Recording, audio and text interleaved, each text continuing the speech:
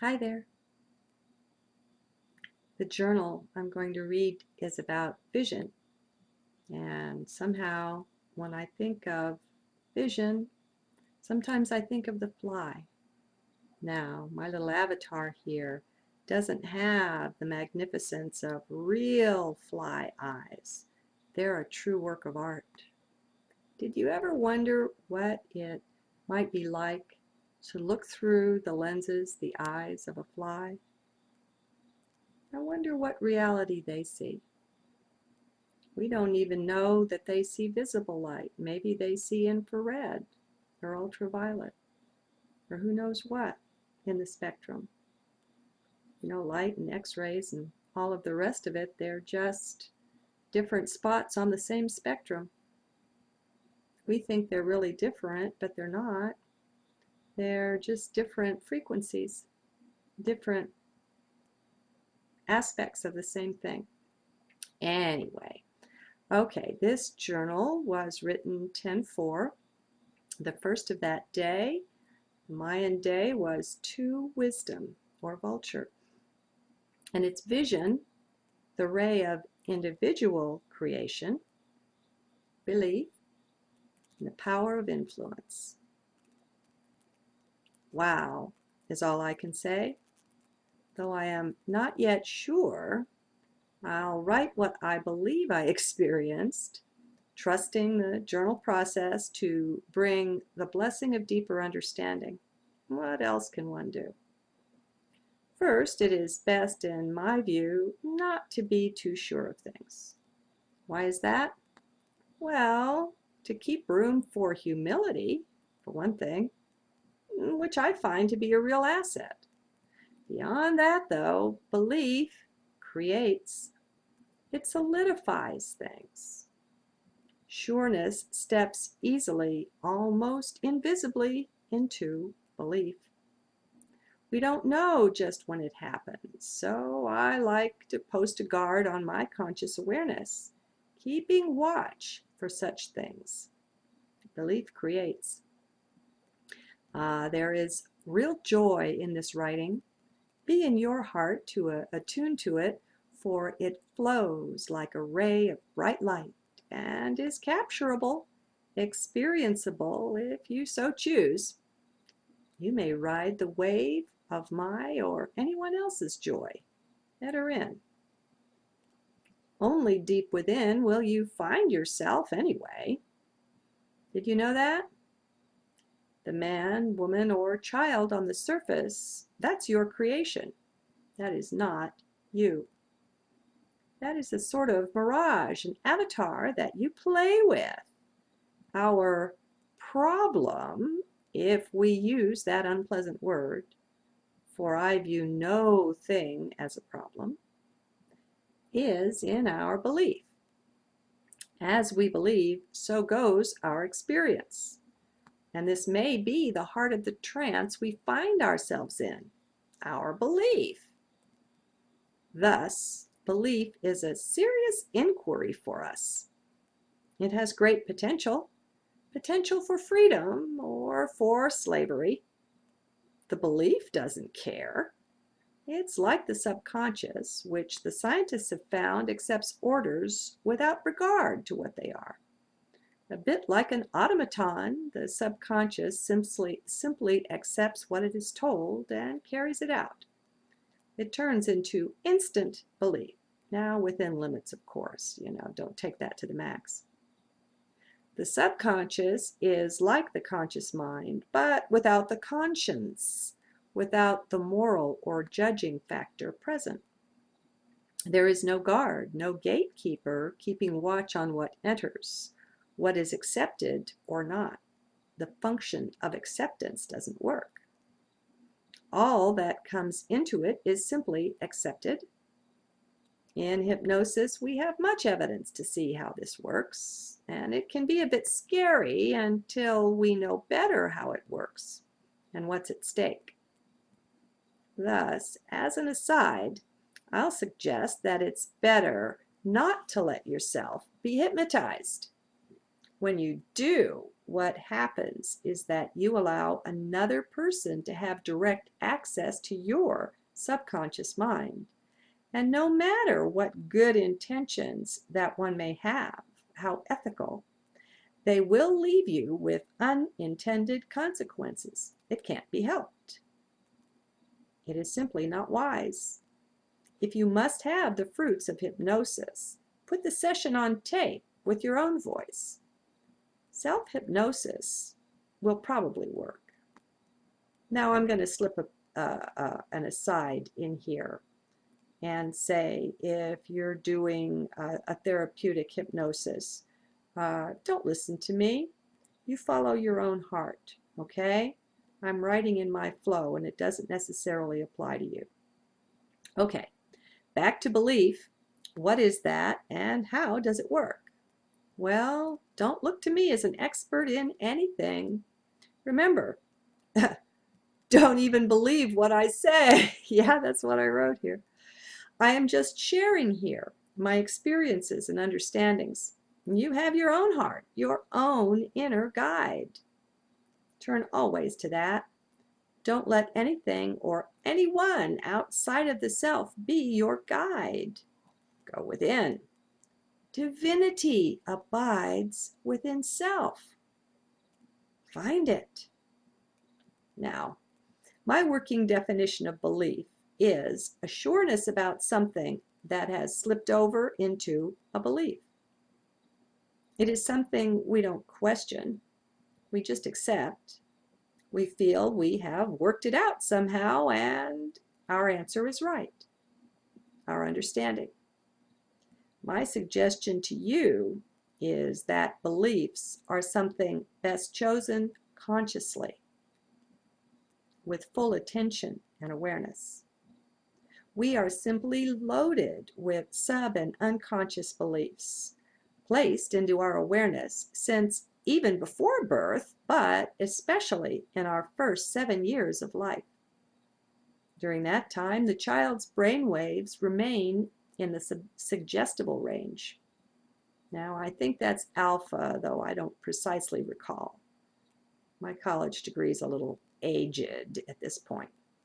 At any rate, all you say to a child goes directly into the subconscious without benefit of any guard to sort through what it will accept or reject. The child rejects nothing. And that's the period when most of our deepest beliefs were laid down. We have to truly relax and dig deep to access this time in our life.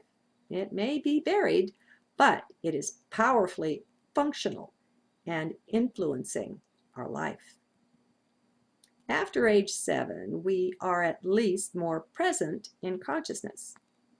Our brain waves have shifted into the beta range, and we can stand guard over what enters, over whether it is accepted or not. School in the USA does its best to break this down, though, to get us to just accept what we're drilled in. School is more an effort at programming than anything else, in my view, currently. Once it was much better. So, many more beliefs are laid down during our schooling, so we have these to contend with as well. And then there is our peer group, and the ones we admire in the culture, from whom we adopt or modify our beliefs. Relationships themselves are a great source for the molding of our character. In youth, we are generally not cautious about this, not cognizant of its effect. We're still being built and molded, for the most part, from the outside, not by taking charge from within, as we are now. At least this was true of previous generations. I don't speak for the children, the youth today. So, by the time we hit adulthood, we had a trainload of beliefs on board already. We didn't guard their approach. We didn't know of their power. We were not taught. You don't know what you don't know. We were simply programmed, for the most part, unaware. That's the state most of us find ourselves in when we set out in earnest on our spiritual path. That's the main baggage we carry, our beliefs, and we still don't know their power, but we will. So, how open are you? How surrendered? How tightly or loosely do you hold your beliefs?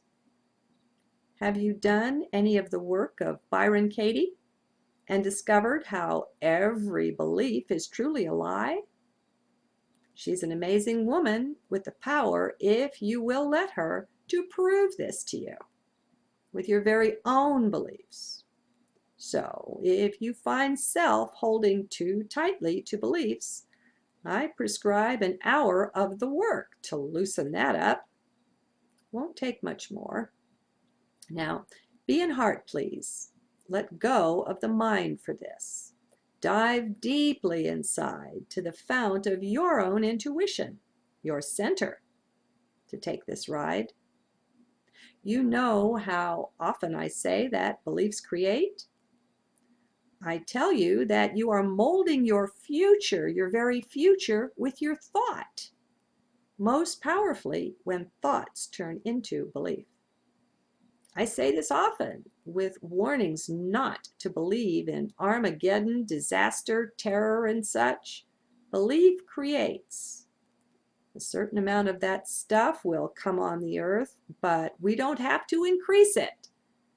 And with our beliefs, our expectations, we can. Well, I have a direct experience and example now that to me is most precious, though it was painful. It really was. I came under the ray or within the sphere of influence of someone else's belief. It exerted such a powerful influence on me that I even questioned my own path for a bit. I wouldn't have believed this could happen this way had I not experienced it. But such are the risks of being so open. Now, I am still amazed by this. I'm just coming out from under the influence of this person's consciousness right now. It was a shocking experience, for which I rush to say how grateful I am. That which shows us ourself is priceless. And that's the kind of journey that is worth so very much. The one whose influence I fell under is a yogi who has given her life to her path. And she is dead serious about it, I can tell you, and has spent years under appropriate instruction, honing herself into line with her beliefs and understandings. Her focus is so powerful. I can hardly convey to you the power of such focused awareness. Well honed and well trained. It is mighty. That I can say. At least its influence on me was mighty. Moving on. So, the various formal yogas are or come with their own systems of belief. The Buddhas and sages who have carved them out have gifted the world with powerful teachings, no doubt. Still, it must be said that they all come with particular beliefs and angles of viewing, perspectives. They are most often rigid in their inner enforcement, which the yogi does willingly via much personal surrender. And this is just a part of that path. What you get out of this with the sincere, dedicated, serious student, well, it's almost a force of nature. The keen focus of this one's attention is that powerful. It is easily felt. They look at the world through the eyes of their beliefs. With their ability to focus and hone their skills, their beliefs create rather swiftly after their kind. What do I mean? How can I share this? It is so very subjective. Well, here goes. The path of this particular yogi is one of mind, very strongly to develop all levels of mind. There is heart in it too, in abundance, yet the main thrust of it is clearly the mind. Thus, the mind is honed into an instrument that is concentrated, obedient, and a chariot the yogi is often carried on into contact with the divine. I invited the attention of this one in a personal inquiry about a point on my heart path, not realizing what close contact with such a one could be like. This person is beautiful and wonderful. I have nothing negative to say, so don't look for that. My big discovery is the effect of having such a one look at you through their set of beliefs, what that can be like. Altogether, it took practically a week to figure this out. My whole reality seemed to be shifting. I was seeing myself more and more from the perspective of mind. Now, for the path I have chosen, that's not so good. Mind doesn't approve, since mind is out of the captain's chair in my life. Yet here was mind, confronting and judging me and my ways. To say it was uncomfortable is putting it mildly. It laid me open. It made me over, or tried to. At times, it was hell. I had to question my whole value to life, my service, and the worth of it. Did it even have any worth? Was it useful to anyone at all? Was I just lost and not found as I had felt? And how could this be? Well, when one of your beliefs is that literally anything is possible, you don't reject such things. You sit with them. You give them a sincere, surrendered look. When you hold your own beliefs lightly, you are able to table them, to set them aside at least long enough to consider something else, an opposing view. This felt somewhat devastating, but I went along for the ride. At this point, I still didn't have a clue what was acting in my world, not consciously. I knew I was uncomfortable, even sad, but I didn't know why. I knew that this person was helping me as I had requested. I tried to remain as open as I could to what she said. It was hard. I had emotional reactions I had to work through. I had to see them as just my projections and let them go. And there were great opportunities to see self through another's eyes. I found pockets of ego that came out of hiding that required attention. More than just simple seeing was required before they would go. As I say, it was challenging. Fun, it was not. Yet I'm glad. I sit here in amazement. Time seems to mean nothing these days. What I've gone through in a week looks like something that would have taken several years. Now, I'm not finished with the refining, the growing, the assimilating of new growth. Still, I have enough of its essence that I get the overview, finally, of what's been going on, of what I have been through. You see, through her eyes, so focused by mind, I was found wanting in critically important ways. My mind was found to be dysfunctional, incomplete. Now, these may not be just the right words, so do give or take. Don't get stuck in the words. Mind, in its function in me, was simply found to be inadequate. And since mind is the central core of this one's practice and path, that was rather a large hole. So I saw self through those eyes. With the ability to surrender and flow, I gave this view a full chance. I took on as much as I could just to have a look. In humility, it is best not to think one has all the answers. So, openness is prized. Well, it was about like oil and water. It was no easy combo.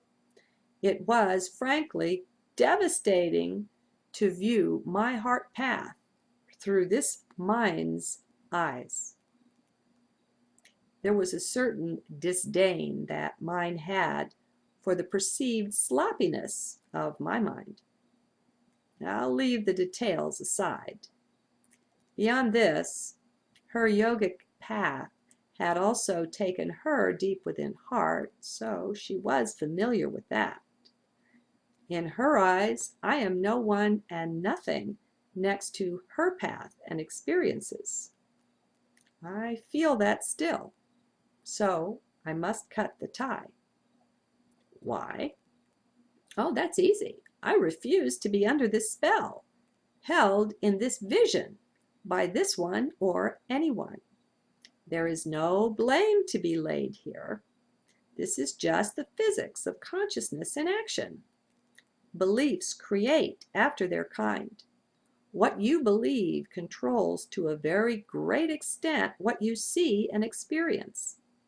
Believe something strongly enough, and it becomes a lens over your eyes.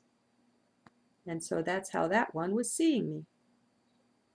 In choosing to hold all beliefs lightly, this leaves me vulnerable to the experience I've described. Holding flexible perspective is not always easy, as this tale shows.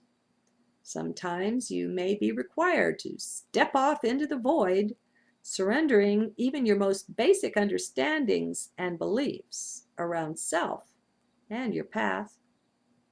And this can be frightening. Actually, if it isn't frightening, I rather wonder about you.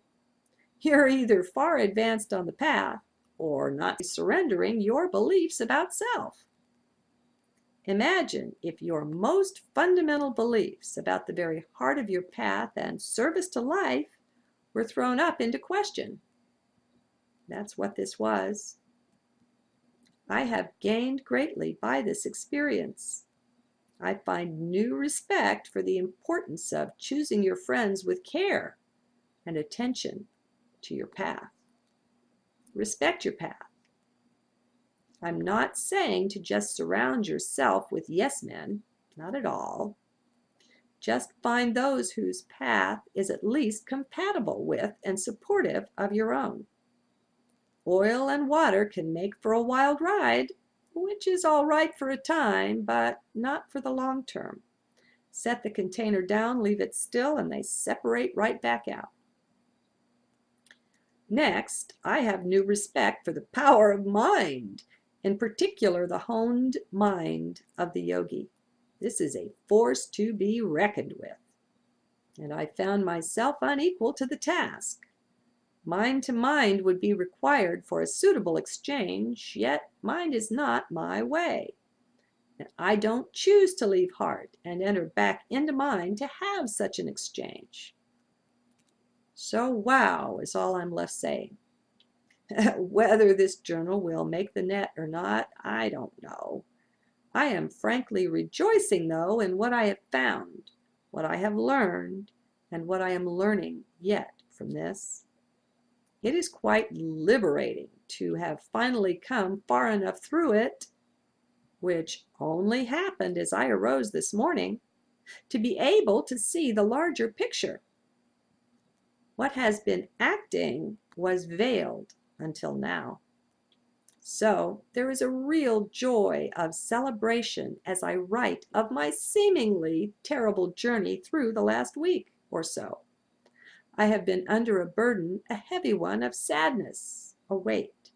I couldn't identify it. I just knew it hurt. Surrender and surrender and surrender, and then trust and heart have seen me through.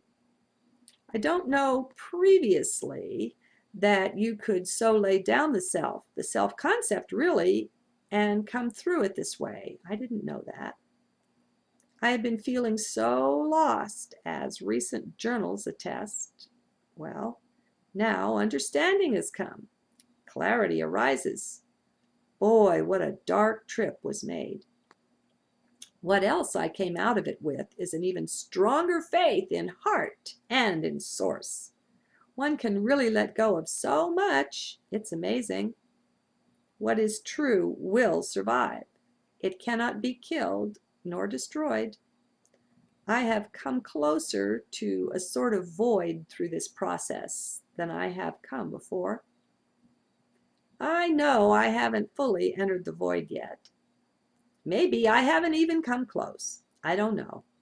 One does what one can, and knowing this is enough. Love runs the show in this cosmos. It forms the fundament of all. One can safely rest in that, is my view. And so far it has brought me through. I am gratitude, shining so brightly right now. My heart fairly sings and soars with what it has found. Oh, my dear friends, finding out anything of true depth about the self, this is the rich prize. This is truly the gift of Source, too. It can't be reached for. It can't be willed into being. It comes when and as it will. One must simply be willing and ready for that knock at the door, willing to take whatever trip is required, willing to let go of it all. So you can bet I will be looking closer at things having to do with how others see me going forward.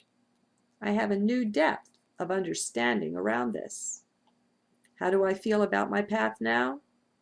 I'm still a toddler in many ways, and in others I am not. It will likely always be so, don't you know, what with eternity and infinity as our playground. Someone is always ahead of us in this or that, and someone else behind in other things. We form one beautiful whole, flitting and floating about in relationships to the other aspects of self formed by other beings. Ain't life grand? Oh, and P.S. What of the yogi in question? Do I feel the need to share with that one? No, I do not. I have no need to try to convert or to shine some supposed light for that one or anyone. She is doing perfectly well on her own path, and I am content to leave her there. Don't try to rescue anyone, friends, or convert them to anything. Let's rather respect one another's ability to carve out our own path, including the self. I have a P.S. That on that day, transiting Venus was trine natal Venus. And that's a real blessing about the potential to discover something valuable, to receive a blessing. They say choose your friends wisely. And this is my first really direct experience of this kind with this. I would say that with most people, you don't notice their attitude about you is having on you. It's just having an effect, and that's just part of what you think is your normal reality. And you're not aware, and I'm not aware, how much of it is when someone is holding you in their thoughts and how they see you. And with most people, they don't have the power of the concentration and the focused, trained mind of the yogi. And so it was because this one's power was so supreme, the focus was so strong, that I could literally tell when, towards the end there of the week, I could, let me see, how do I say this? How do I see this? I went through this whole thing quite blindly, not knowing until I woke up this morning, the morning of the 4th, actually, you see, and I'm recording this now, it's the 9th. And so I've come farther and I've had more time to look back over this. And as I look back over, and as I'm sensitive now, as my eyes are open to this, I became aware when this one was thinking about me. and the awfulness of that feeling, because that one simply could not see my path, could not see as I see. And so, by being sensitized this way, I'm going to be looking now and becoming much more aware. You know, we're all telepathic. And if you don't yet know this or believe it, just be open to it. But I think a lot of you know we're all telepathic, and a lot of our thoughts are simply not our own. And maybe it won't be until someone's thought processes are so drastically different than your own that you catch a thought passing through. And then you notice and you question that and you say, hey, wait a minute, that's a strange thought. How, where'd that come from? That happened to me. And then in the next moment, someone standing next to me opened his mouth and said the very thing that had just gone through my head. And that was my first face-to-face with mental telepathy, with the realization that that was someone else's thought patterns that had been dancing through my head, because his focus was so strong. He wanted to ask me out, and he had some real intensity behind his thought process. This is back when we were teenagers. So anyway, I'm going on a bit long here, but I'm still soaring with this. I'm so grateful, and it was worth every bit of discomfort and all of the tears and the effort to sort through it and take a very close look at all the things in my life, trying to be open to whatever source or spirit would show me was going on. And so I was given a chance to look at a great many things before the week was out, and all of a sudden, as I say, on the morning of the 4th, the day of wisdom, I just knew. I woke up immediately, first thing in the morning, and I knew exactly what was acting in my world. So may we all be blessed this way, folks. May we all be open and more open to seeing the self from all kinds of perspectives. Look at the learning, the gaining, and the growth that I have drawn from someone else's perspective of me, a perspective I don't even accept. And look at the blessing and the benefit that it's brought. I mean, you couldn't pay for that. It's so precious. So have a blessed day. See to it. Make the determination. You are blessed. Bye-bye. So I like to post a guard on my conscious awareness, keeping watch for such things. Belief creates. There is real joy in this writing. Be in your heart to attune to it, for it flows like a ray of bright light and is capturable, experienceable if you so choose. You may ride the wave of my or anyone else's joy that are in. Only deep within will you find yourself anyway. Did you know that? The man, woman, or child on the surface, that's your creation. That is not you. That is a sort of mirage, an avatar that you play with. Our problem, if we use that unpleasant word, for I view no thing as a problem, is in our belief. As we believe, so goes our experience. And this may be the heart of the trance we find ourselves in, our belief. Thus, belief is a serious inquiry for us. It has great potential for freedom or for slavery. The belief doesn't care. It's like the subconscious, which the scientists have found accepts orders without regard to what they are. A bit like an automaton, the subconscious simply accepts what it is told and carries it out. It turns into instant belief. Now, within limits, of course, don't take that to the max. The subconscious is like the conscious mind, but without the conscience, without the moral or judging factor present. There is no guard, no gatekeeper keeping watch on what enters, what is accepted or not. The function of acceptance doesn't work. All that comes into it is simply accepted. In hypnosis, we have much evidence to see how this works, and it can be.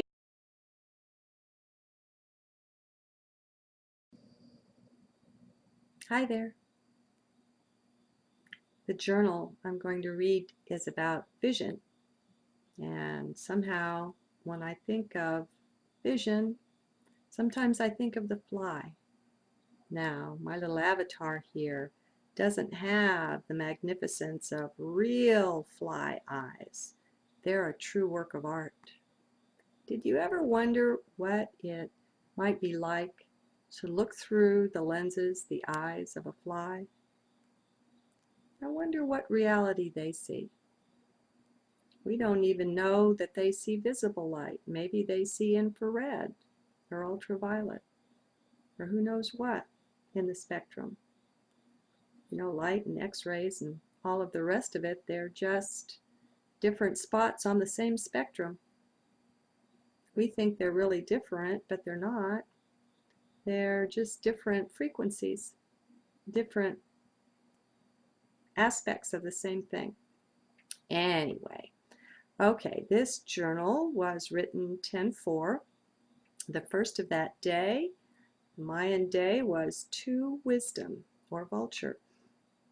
And its vision, the ray of individual creation, belief, and the power of influence. Wow is all I can say. Though I am not yet sure, I'll write what I believe I experienced, trusting the journal process to bring the blessing of deeper understanding.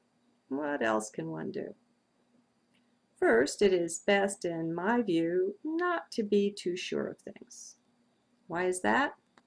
Well, to keep room for humility, for one thing, which I find to be a real asset. Beyond that, though, belief creates. It solidifies things. Sureness steps easily, almost invisibly, into belief. We don't know just when it happens. It's a bit scary until we know better how it works and what's at stake. Thus, as an aside, I'll suggest that it's better not to let yourself be hypnotized. When you do, what happens is that you allow another person to have direct access to your subconscious mind. And no matter what good intentions that one may have, how ethical, they will leave you with unintended consequences. It can't be helped. It is simply not wise. If you must have the fruits of hypnosis, put the session on tape with your own voice. Self-hypnosis will probably work. Now I'm going to slip an aside in here and say, if you're doing a therapeutic hypnosis, don't listen to me. You follow your own heart, okay? I'm writing in my flow, and it doesn't necessarily apply to you. Okay, back to belief.